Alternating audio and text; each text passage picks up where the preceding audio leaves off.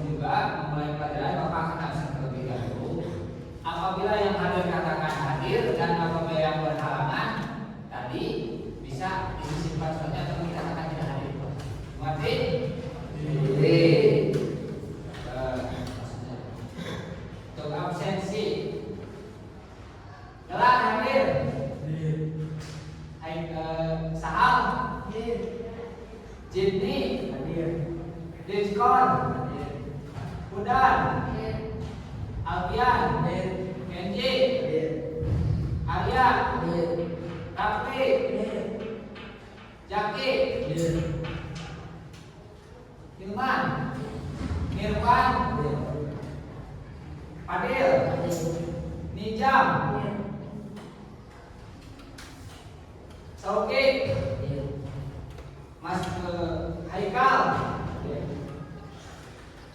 Pak Is, Raihan, berarti hadir semua ya. Nah, sebelum ke materi selanjutnya yang langsung materi kemarin dan terlibat yaitu hukum Islam itu asalnya dua, yaitu Al-Quran dan hadis. Untuk pembelajaran hari ini kita akan membahas mengenai fikih, kaidah fikih dan juga usul fikih. Apa itu perbedaan maupun kecocokannya. Seperti itu. Dikatakan apa perbedaan, juga definisi ataupun juga bisa dikatakan perbedaan yang mendasar mengenai fikih, usul fikih dan kaidah fikih. Meskipun ketiganya sama, yaitu memakai kata fikih, ini ada perbedaan yang sangat mendasar. Untuk materi, Bapak akan langsung menggunakan PowerPoint. Kalian bisa lihat di monitor ya. Untuk materi. Nah, jadi pembahasan sekarang itu mengenai definisi usul fikih, kaidah fikih dan juga definisi fikih. Nah, di sini oleh saya susun dikatakan untuk memahami hukum Islam secara komprehensif penting membedakan 3 disiplin yang saling terkait. Yang pertama fikih, usul fikih dan kaidah fikih. Apa itu fikih? Bisa dilihat ya. Fikih secara bahasa berasal dari pakohan yang itu fakihan, yang berarti pemahaman yang mendalam. Mendalam mengenai apa? Yaitu mengenai Al-Quran dan hadis, itu yang paling utama ke sana. Misalnya di sini dikatakan al-fahmu dan al-amik. Secara istilah, fikih adalah ilmu tentang hukum-hukum syara yang bersifat praktis atau amaliyah, seperti sholat, itu sifat yang bisa kita lakukan setiap hari. Yang dalil-dalilnya yang terperinci. Sederhananya fikih adalah produk atau hasil dari proses ijtihad para ulama yang berisi hukum tentang perbuatan manusia, di sholat, puasa, jual beli dan pernikahan. Yang pertama, rukun Islam ada berapa? 5. 1. Salat. 2. Salat. 3. Puasa. 4. Puasa. 5. Haji. Itu adalah syariat fikih. Nah, di sini akan ada peruntukannya. Jadi rincian-rinciannya seperti sholat. Sholat itu ada rukun, betul? Betul. Terus ada syarat sahnya sholat, ada? Ada. Apa syarat-syarat di antaranya yaitu wudu. Sebelum sholat kita harus mempunyai wudu. Nah, nanti diperjelas. Selanjutnya apa itu usul fikih? Nah, usul fikih terdiri dari 2 kata. Usul itu berasal dari bentuk jamak dari aslun. Apa itu aslun? Pokok. Pokok atau asal. Bahasa Indonesia mengambil dari bahasa asal. Usulun itu jamak dari apa? Aslun, yang berarti fondasi, sumber atau dasar fikih. Jadi secara bahasa usul fikih berarti dasar-dasar pemahaman. Bisa dipahami? Bisa. Nah, secara istilah usul fikih adalah ilmu tentang kaidah-kaidah dan metode yang digunakan untuk menggali atau istinbat atas lima penyokotan pengalaman istinbat hukum-hukum syara yang bersifat praktis dari dalil yang global atau ijmali. Usul fikih adalah metodologi atau alat bedah yang digunakan oleh seorang mujtahid untuk mengenal Al-Quran dan as-sunnah lalu merumuskan menjadi hukum fikih. Apa itu mujtahid? Mujtahid itu adalah ulama-ulama yang ilmunya luar biasa. Mereka mampu merumuskan fikih menjadi usul fikih. Kalau bisa dikatakan sekarang untuk mempersingkatnya untuk kalian biar paham.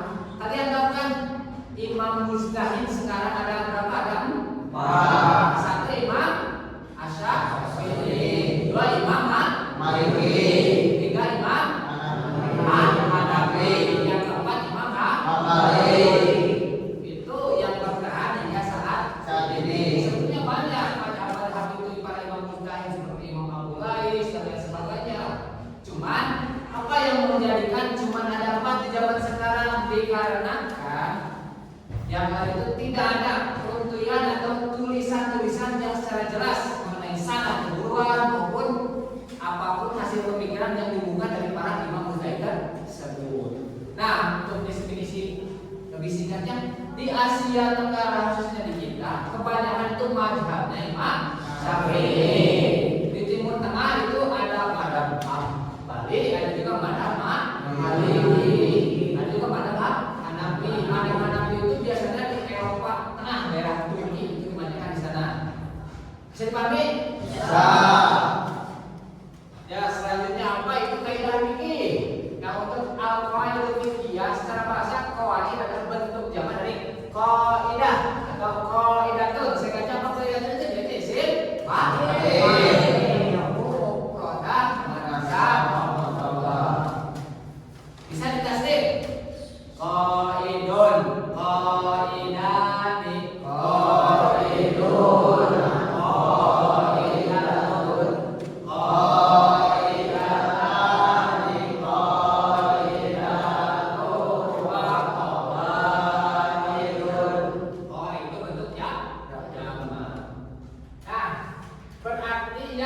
berarti asas atau fondasi fikih yang artinya bersifat fikih. Jadi secara bahasa kaidah fikih berarti dasar-dasar atau prinsip-prinsip fikih.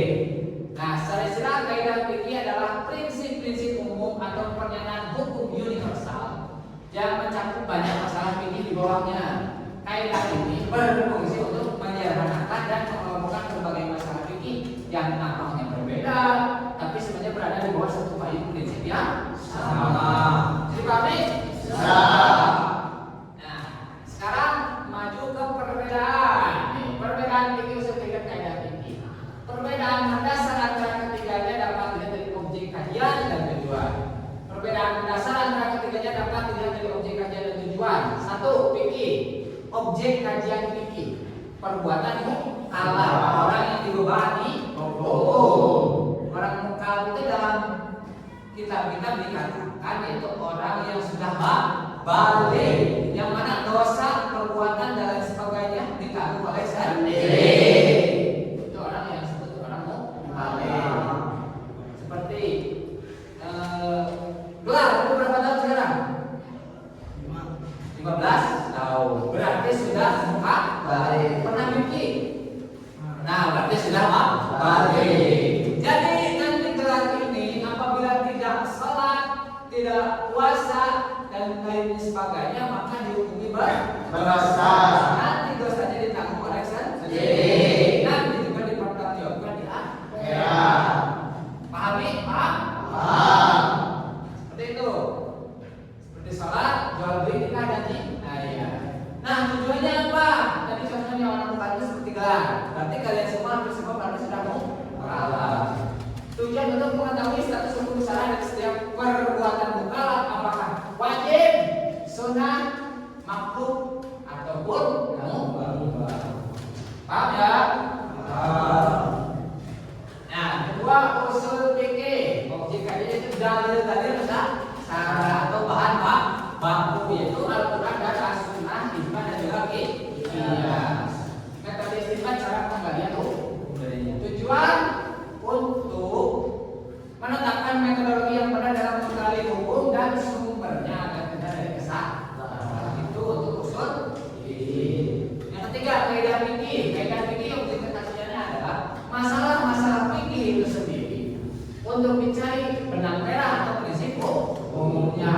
Tujuannya untuk memudahkan pemahaman, mengelompokkan masalah dan memberikan jalan keluar bagi masalah yang baru.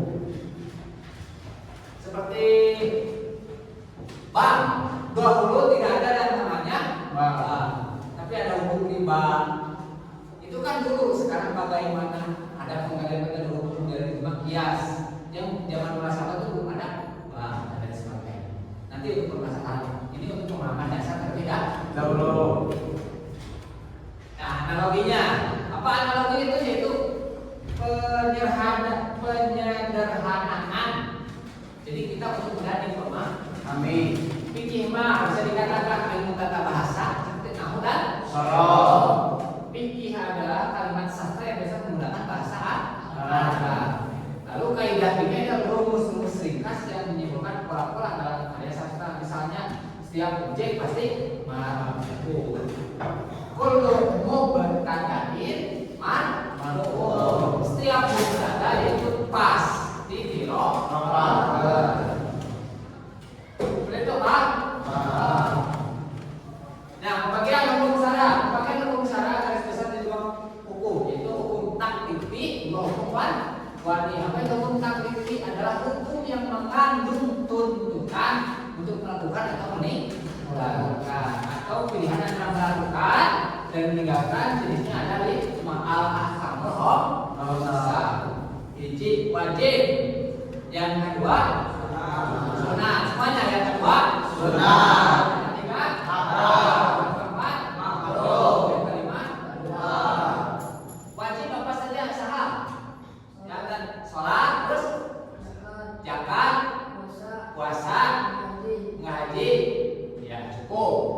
Terus yang bisa dikatakan haram, Bapak akan muncul satu orang. Nirfan, apa yang dikatakan contohnya haram? Zina. Apa lagi? Mabuk. Apa lagi ada lagi?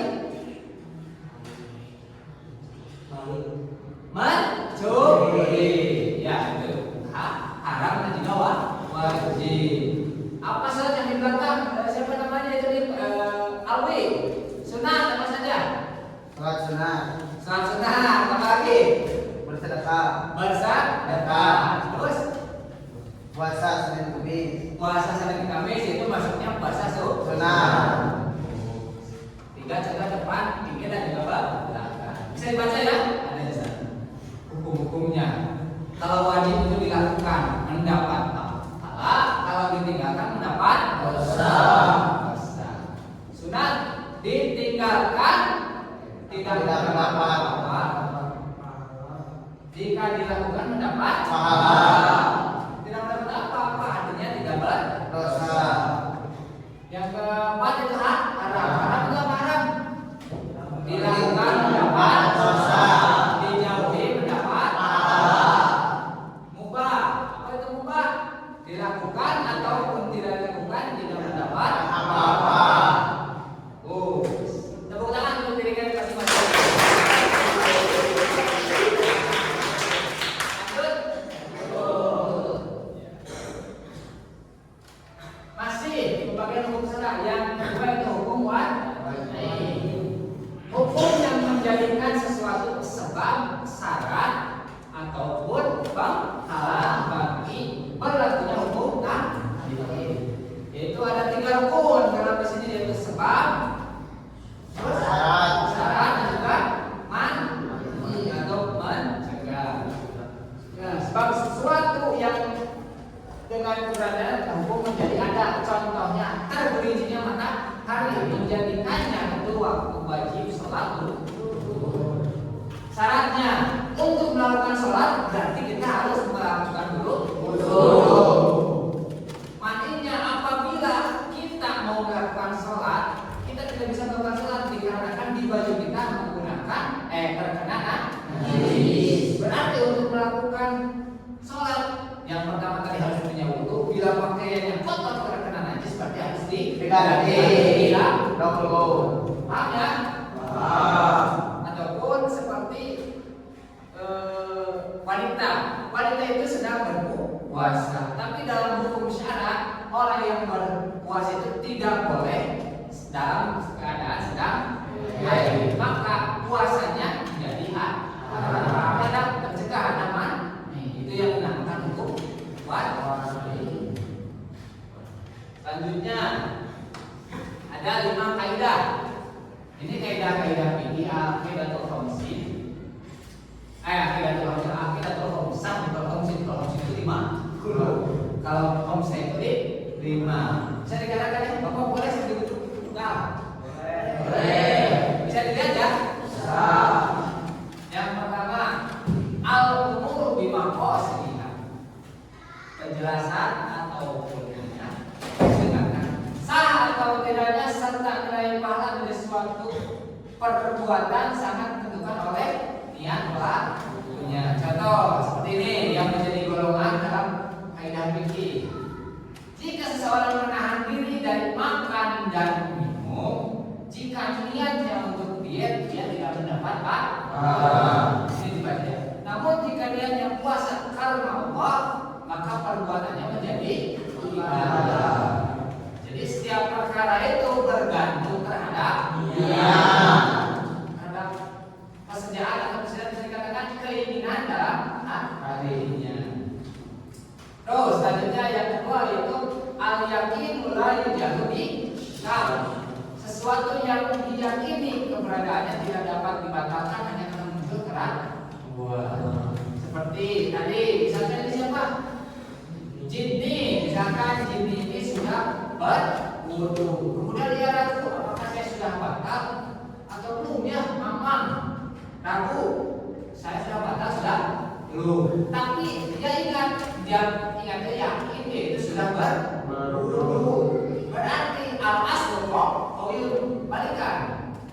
Lalu jadi syak. Yakin Fahri itu jinni itu mempunyai wudu. Tapi ia tidak yakin sudah batal atau belum. Sedangkan dia tidak memikirkan itu, maka ragu itu belum terjadi.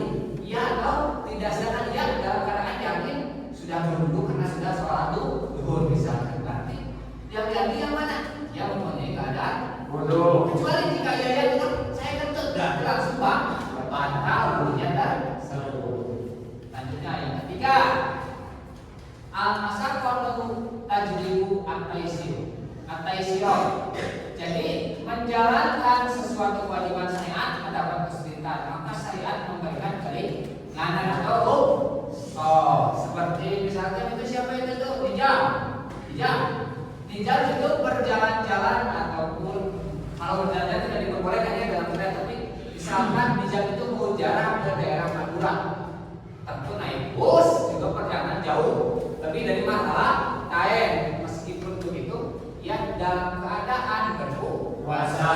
Nah, apabila ya hijab tidak kuat karena haus, dahaga dan sebagainya, karena perjalanan jauh juga tujuannya yang dia untuk bicara orang baik, ya maka hijab diperbolehkan apabila membatalkan puasanya. Gimana kalau tidak membatalkannya dia lebih bagus? Apabila dibatalkan gimana? Ya tidak apa-apa karena dalam agama ada keringanan. Apa kaidah fikihnya? Yaitu al-masyaqqatu tajlibu at-taysir. Jadi di mana-mana kesulitan tarik terhadap keadaan.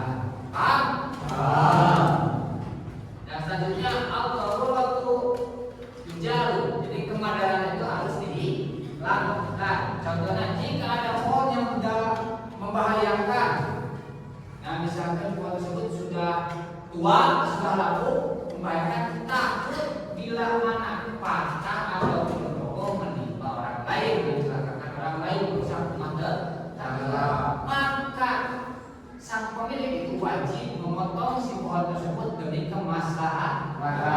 Tapi ingat, balik lagi ini bisa diperoleh untuk dimakosi. Dia memotong pohon tersebut dengan niat takut mengenai orang lain, takut bila ada lewat tertimpa pohon karena sudah laku, sudah tua. Di pohon tersebut yang pertama, kaidah yang pertama tadi dapat yang mana? Al-untuk dimakosi. Dan juga yang ini ador. Yuk, jalur ini kemadaran itu harus dilakukan. Paham? Oke. Yang selanjutnya terakhir al-adat muhakkamah. Jadi ada tradisi atau hukum yang dalam suatu masa bisa dijadikan dasar sebagai hukum yang tidak benar dengan dalil syarak. Misalkan, nih contoh. Ini dari mana? Di Paman.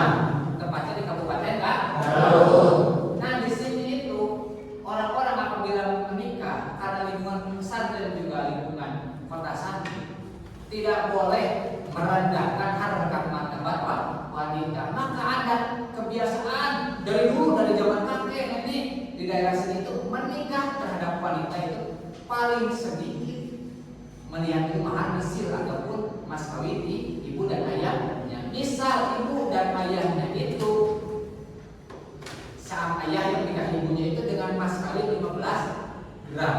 Nah, ada di sini itu semuanya minimal sama atau melebihi dari mas kawin sang ibu. Misalkan ibunya 15, anaknya itu paling sedikit 15,5 ataupun 15 sama lebih bagus itu naik di 20, 25 ataupun sampai 50. Jangan lebih ke 100, itu berlebihan. Cukup dengan sampai 50. Untuk kadar kepantasan membeli seorang wanita. Kadang kita itu membeli seorang wanita atau menikah itu kita bukan 1 minggu 1 bulan, tapi seumur hidup. Maka dari itu kita harus saling menghargai. Yang mana kan ada yang mengatakan wanita yang memahalkan, yang memurahkan mas kawinnya lebih utama, dan juga lelaki yang menghargai itu dengan mas kawinnya lebih utama. Jadi yang mana tuh wanita tidak meninggikan, lelaki juga tidak merendahkan. Yang mana kadang-kadang tadi 15 gram ataupun 20 gram, paling ada tinggi ya 50. Ya syukur-syukur kayak di 100 gram ya nggak apa-apa. Cuman itu keluar dari adat, kan ini adat itu mahkamah di sini. Cuman yang jadi adat itu sang anak menikah itu mas kawinnya harus melebihi ibunya menghabisi dari sang ibu. Paham? Ini sekarang emas itu mahal, emas itu mencapai hampir 2 juta atau 1.900 sampai 2 juta per gram emas murni, itu mahal. Dari mana uangnya gitu, benar nggak? Tapi untuk menghargai tadi adat mahkamah pembahasannya itu. Jadi kalau kita menjaga adat di suatu daerah harus sendiri, maka seperti itu ya kita harus mengikuti. Paham? Oke, materi sudah selesai untuk materi. Nah, jadi penunjukannya saya, Bapak itu tidak asal ngomong dari mana. Yang pertama Bapak mengaji dari sana, itu oleh guru-guru Bapak sendiri.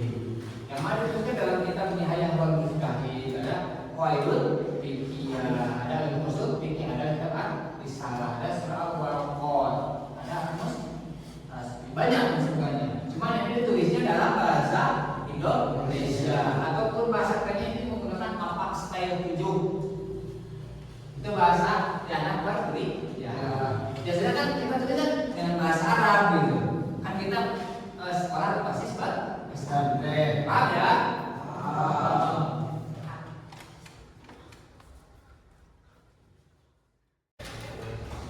Ya, melanjutkan yang tadi dibahas, kan tadi sudah dijelaskan ya mengenai PowerPoint dan sebagainya. Ada materi selanjutnya kita akan menggunakan kelompok belajar, yang mana tadi materi yang Bapak sampaikan, yang kalian pahami dan juga kalian lihat, nanti kalian tulis kembali dalam kertas ini. Oke? Nanti ditulis di sini. Kelompok 1 yaitu tentang definisi kaidah fikih dan juga usul fikih. Kelompok 2 itu kelompok 4 itu kaidah fikih yang pertama, yang kedua dan juga yang ketiga, yaitu mengenai dan mudarat dan juga yang lain sebagainya. Nah, untuk kelompok 2 itu untuk KWP, dan untuk yang kelompok ketiga yaitu mengenai hukum apa? Hukum wadi atau KWP. Hukum KWP. Nah, paham ya? Nanti akan Bapak bagikan untuk per kelompok 1.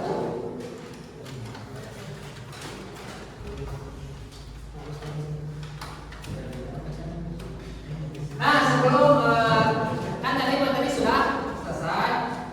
Sebelum melanjutkan, Bapak akan kembalikan dulu video pembelajaran. Kalian simak masing-masing, pahami. Ada beberapa video. Siap? Ya. Aduh, butuhnya berhubungan.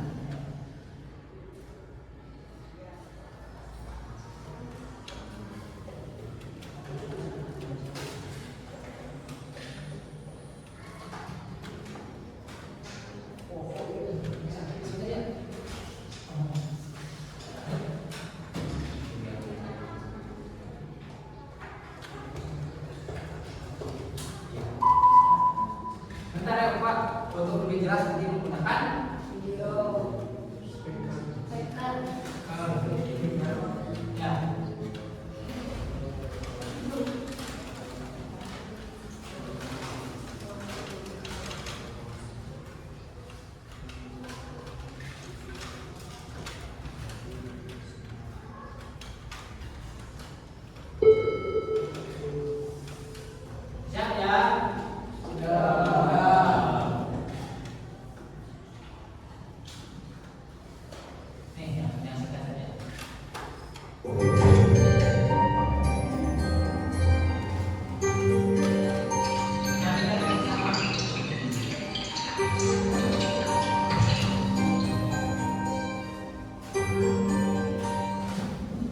Terakhir fikih.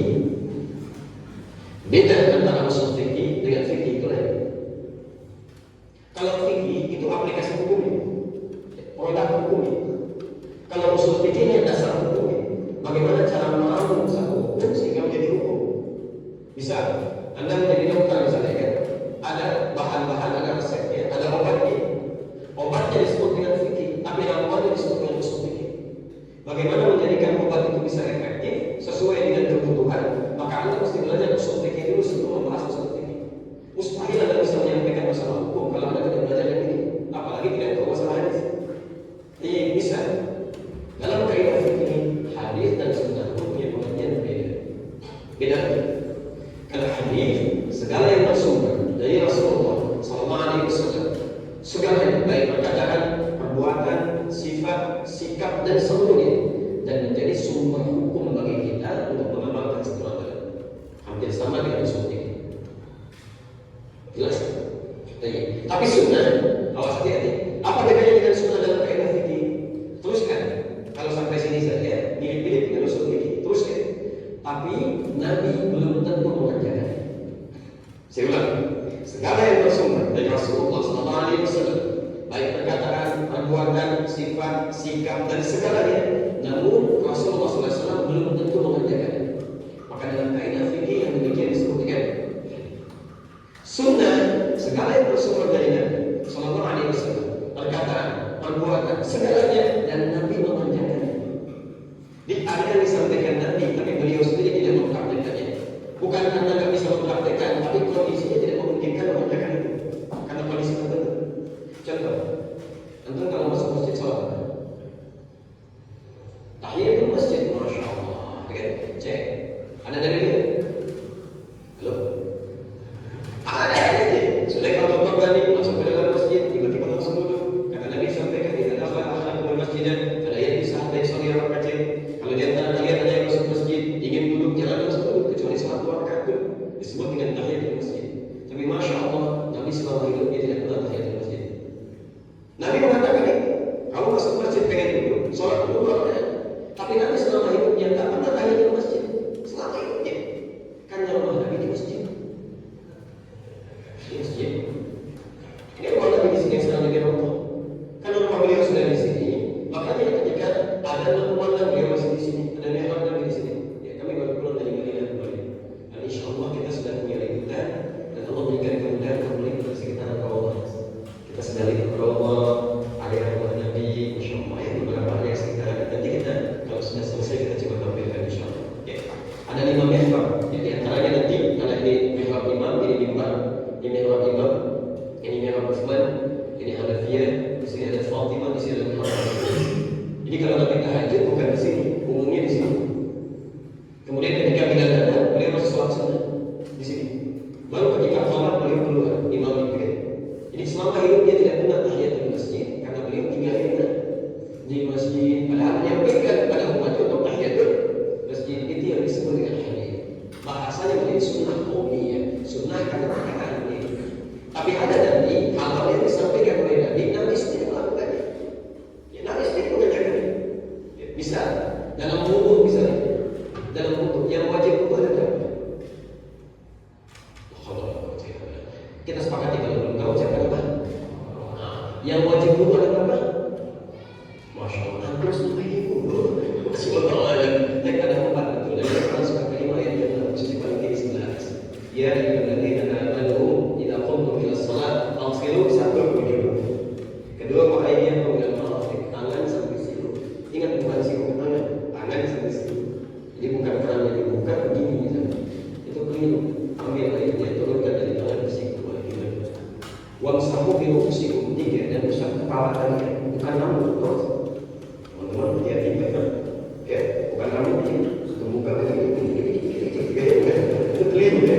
Jadi kepalanya itu keadilan Allah di sini. Ya, kalau disebutkan rambut, dia punya rambut kenapa di sini? Ya.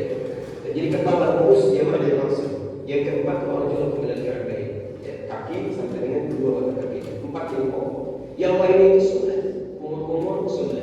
Kemudian menghirup insya sunnah. Kemudian telinga itu sunnah. Okay?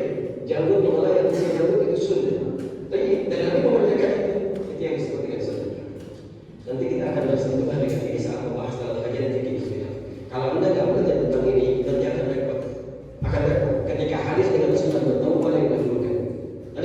aja nih, setelah aku sholat, assalamualaikum, assalamualaikum. Jadi di situ ada dua bentuk antara sunnah dengan hadis, antara salam dengan zikir, mana yang dilakukan? Atau usah jawab dulu ya, jangan garang, nanti kita lihat dalam bahasannya insya Allah. Paham sampai sini dulu? Berarti paham? Jadi ingat ya, video termasuk yang berikut itu melengkapi yang tadi materi itu memberikan contoh dari fikih dan juga usul fikih. Ada lagi. Nanti setelah ini akan ada video mengenai kaidah fikih yang 5 penjelasan singkat. Nah setelah itu kalian akan Bapak beri waktu kurang lebih 5 menit untuk merumuskan apa yang ada di materi maupun di video. Nanti Anda akan menjawabnya dan juga menerangkannya dari setiap kelompok. Paham? Nanti juga akan ada ice breaking untuk, tapi setelah ini ice breaking dulu biar otak kalian fresh agar nanti pas merumuskan apa yang di dalam video maupun dalam materi. Paham?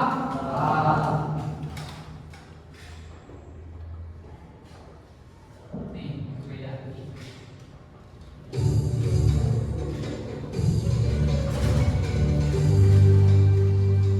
Bismillahirrahmanirrahim. 5 kaidah fikih. Yang pertama, al-umur bimaqasidiha. Segala perkara tergantung maksud atau tujuannya. Al-umur bimaqasidiha. Segala perkara tergantung maksud atau tujuannya. Yang kedua, al-yaqinu la yuzalu bisyakki. Keyakinan tidak dapat dihilangkan dengan keraguan.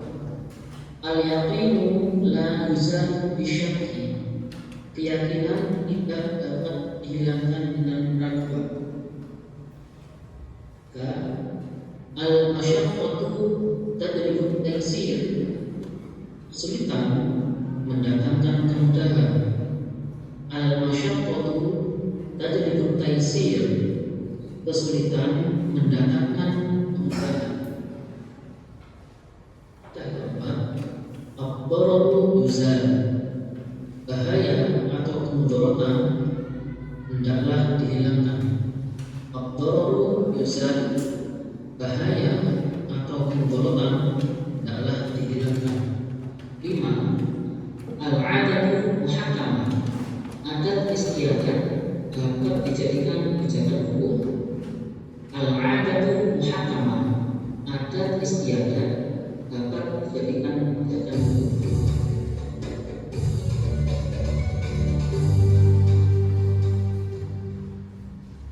Nah, bisa kan? Di 5 kaidah fikih. Nah, untuk selanjutnya sebelum mengisi kita akan SDG terlebih dahulu. Apa itu SDG? Itu mengenai hiburan atau kembali fresh otak yang tadi menyampaikan atau memasukkan materi ke dalam kepala. Nanti apabila kalian cuma sedikit untuk ada penjelasan lebih lanjut sebelum berpikir menuliskan yang tadi sudah Bapak tugaskan. Nah, nanti kalian ikuti video tersebut ya. Oke, siap? Ya.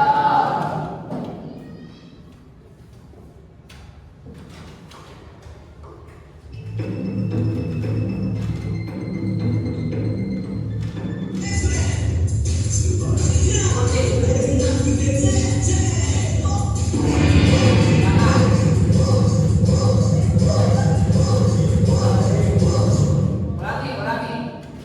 Ikuti video gerakan tangan. Siap? Bapak orang lain awal.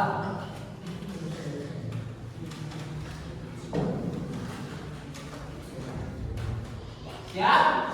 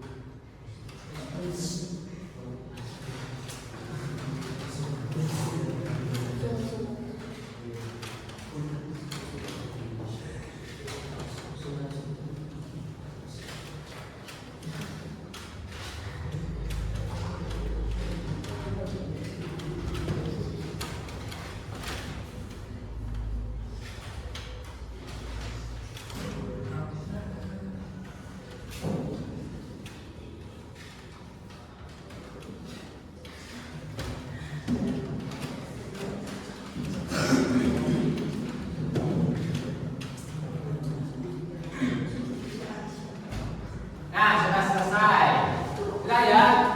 Ini langsung saja. Untuk mempersingkat waktu dari kelompok 1, kelompok 1 mana? Kelompok 2, kelompok 3, kelompok 4. Kita mulainya dari kelompok 1. Silakan kelompok 1 untuk mengemukakan apa yang tadi materi Bapak sampaikan mengenai diskusi kelompok kalian. Itu kalian mengambil rangkuman atau bisa dikatakan visum dan lain sebagainya mengenai materi yang Bapak sampaikan hari ini. Silakan kelompok 1, ketuanya bisa sambil berdiri. Yang lain dengarkan ya. Assalamualaikum warahmatullahi wabarakatuh. Waalaikumsalam warahmatullahi wabarakatuh. Kami dari kelompok 1 ingin menyampaikan atau menjelaskan rangkuman tentang definisi dan perbedaan fikih, usul fikih dan kaidah fikih. Yang pertama ada fikih. Fikih secara bahasa berasal dari kata yang berarti pemahaman atau mendalam al-fahmu al-alami. Dan secara istilah ilmu tentang hukum-hukum syara yang bersifat praktis dan digali dan dalil-dalil lainnya secara terperinci. Waruk dari istihad ulama tentang perbuatan manusia seperti sholat, jual beli, dan nikah. Yang kedua ada usul fikih. Secara bahasa usul fikih dari kata usul yang berarti dasar atau sumber atau fondasi. Sedangkan secara istilah ilmu tentang kaidah dan metode untuk menggali hukum syara dari dalil-dalil yang global dan metodologi yang digunakan oleh mujtahid dalam memahami Al-Quran dan Sunnah. Dan yang terakhir yaitu kaidah fikih. Secara bahasa berarti asas atau fondasi bentuk jamak dari kaidah. Secara istilah prinsip umum atau hukum universal yang mencakup banyak masalah fikih di bawahnya, berfungsi untuk menyederhanakan dan mengelompokkan berbagai masalah fikih yang tampaknya berbeda, tapi sebenarnya berbagi prinsip yang sama.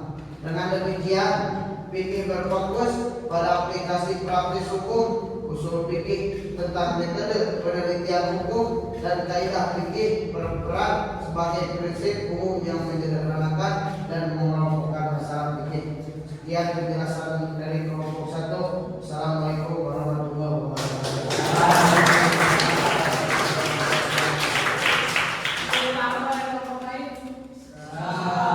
Ya, selanjutnya langsung kelompok 2, yaitu hukum taklifi mengenai wajib, sunnah, haram dan contohnya. Silakan. Waalaikumsalam warahmatullahi wabarakatuh. Saya dari perwakilan kelompok 2 ingin menjelaskan hukum taklifi. Hukum taklifi merupakan salah satu pembagian hukum dalam syariat yang bersifat tuntutan atau pemilihan terkait perbuatan manusia. Ada 5 jenis hukum taklifi, yaitu wajib, sunnah, haram, makruh, dan mubah. Wajib. Tuntutan pasti ada melakukan sesuatu. Jika dilakukan mendapatkan pahala, jika ditinggalkan berdosa. Contohnya seperti melakukan sholat 5 waktu, berpuasa, zakat, dan naik haji. Yang kedua ada sunnah. Tuntutan untuk melakukan sesuatu yang tidak bersifat wajib dan wajib dilakukan mendapatkan pahala, tetapi ditinggalkan tidak berdosa. Contohnya seperti sholat sunnah, puasa sunnah, dan lainnya. Haram. Tuntutan pasti meninggalkan sesuatu jika dilakukan berdosa, jika ditinggalkan mendapatkan pahala. Contohnya berzina dan berminum alkohol dan mencuri, berjudi. Makruh. Tuntutan untuk meninggalkan sesuatu yang tidak bersifat pasti. Jika ditinggalkan mendapatkan pahala, jika dilakukan tidak berdosa. Namun tercela. Contoh makan sambil berdiri, makan yang berbau, dan lain-lain. Yang terakhir, mubah. Memberikan pilihan antara melakukan atau meninggalkan sesuatu tidak ada pahala maupun dosa. Contohnya seperti makan, minum, dan tidur. Pembagian ini memudahkan umat dalam memahami hukum-hukum yang berlaku dalam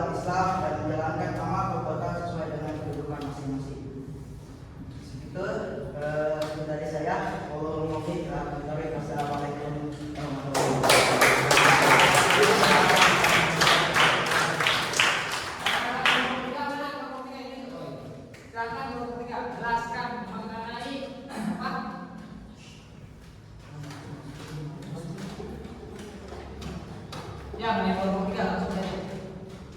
Assalamualaikum warahmatullahi wabarakatuh. Waalaikumsalam warahmatullahi wabarakatuh. Saya dari kelompok 3 ingin menjelaskan tentang hukum taklifi dan hukum bagi. Ya. Merupakan dua bagian penting dalam pembahasan hukum syariat. Berikut penjelasannya. Hukum taklifi. Hukum taklifi berkaitan dengan tuntutan dari syariat kepada orang yang dihukumi. Hukum yang meliputi 5 kategori. Makruh, tuntutan meninggalkan sesuatu yang tidak bersifat pasti. Jika meninggalkan makruh mendapat pahala, tetapi melakukan makruh tidak berdosa dan tercela. Contoh, makan sambil berdiri mubah, memberikan kebebasan untuk melakukan atau meninggalkan sesuatu tanpa adanya tuntutan pahala maupun dosa. Contoh, makan dan minum, tidur. Kedua, hukum madhi. Hukum madhi berkaitan dengan sebab syarat yang menghalang, yang mempengaruhi berlaku hukum taklifi. Sebab sesuatu yang dengan keberadaannya hukum menjadi ada. Contoh, tergelincirnya matahari sebagai tanda maksud waktu salat zuhur. Syarat sesuatu yang harus ada agar hukum berlaku. Contoh, wudu sebagai syarat sahnya salat. Penghalang mani, sesuatu yang menghalangi berlaku hukum. Contoh, haid sebagai penghalang bagi wanita untuk melakukan salat. Pembagian ini membantu memahami kondisi ini, mana hukum tertentu berlaku atau tidak berlaku berdasarkan faktor-faktor yang menyertainya. Assalamualaikum warahmatullahi wabarakatuh. Terima kasih mengenai kelompok 3. Selanjutnya kelompok terakhir yaitu mengenai kaidah fikih. 1, 2 dan 3 itu mengenai fikih dan juga biasakan kelompok 4. Assalamualaikum warahmatullahi wabarakatuh. Waalaikumsalam warahmatullahi wabarakatuh. Saya perwakilan dari kelompok 4 akan menjelaskan kaidah fikih. Kaidah fikih adalah prinsip-prinsip umum atau pernyataan hukum besar yang digunakan dalam memahami serta menerapkan hukum syariat. Berikut 3 kaidah fikih utama. Yang pertama, niat. Segala amal atau perbuatan akan dinilai menurut niatnya. Niat merupakan dasar hukum utama dalam menentukan nilai ibadah dan hukum dari suatu perbuatan. Contoh, jika seseorang berpuasa karena Allah, maka puasanya dianggap sebagai ibadah yang diterima. Yang kedua, yakin. Keyakinan yang telah diyakini kebenarannya tidak akan hilang hanya karena keraguan. Artinya, kepercayaan terhadap sesuatu tidak boleh diabaikan hanya karena muncul keraguan kecil.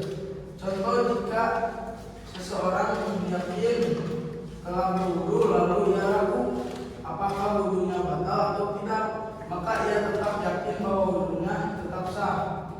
Yang ketiga, mudah. Islam memudahkan umatnya dalam menjalankan ibadah dan hukum serta tidak memberatkan. Jika ada kesulitan, Allah memudahkan dan memberikan jalan keluar. Contoh, jika seseorang tidak mampu melakukan wudu dengan air karena sakit, maka dapat melakukan tayamum sebagai pentingah. Ketiga kaidah ini sering digunakan sebagai prinsip dalam menetapkan dan memahami hukum fikih sehari-hari. Sekian dari saya. Wassalamualaikum warahmatullahi wabarakatuh. Waalaikumsalam. Luar biasa pemahaman kalian mengenai materi yang Bapak sampaikan, bisa diterima bahkan hampir 100%, sama bahkan bisa melebihi, bahkan juga memberikan contoh.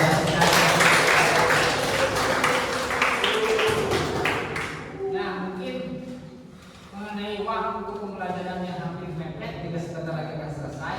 Nah, nanti untuk kelompok-kelompok yang masing-masing tadi, untuk para kelompok kalian untuk menuliskan dulu untuk teman-teman pada kalian ya, ini buat catatan sticky note untuk kalian pribadi masing-masing dari hasil urusan kelompok kalian nanti kepada Bapak kumpulkan satu dari setiap kelompok.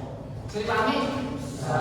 Tapi ya sebelumnya bisa kalau sudah selesai sudah sampai mencatat, yang lain bisa mengumpulkannya.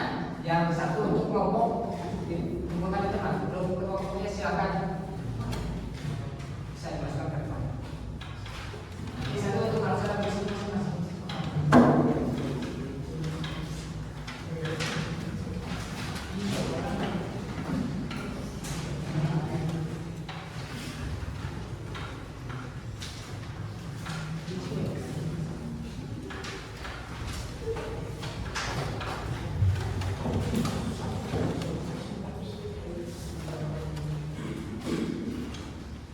Alhamdulillah juga pembelajaran waktu sudah habis, sudah pukul 14.25, 5 menit lagi. Nah untuk itu sebelum penutupan kita berdoa terlebih dahulu. Oke, tadi kan kita sudah berdoa, selesai juga kita juga harus berdoa. Jadi pastikan waktu kita membaca hamdalah bersama-sama.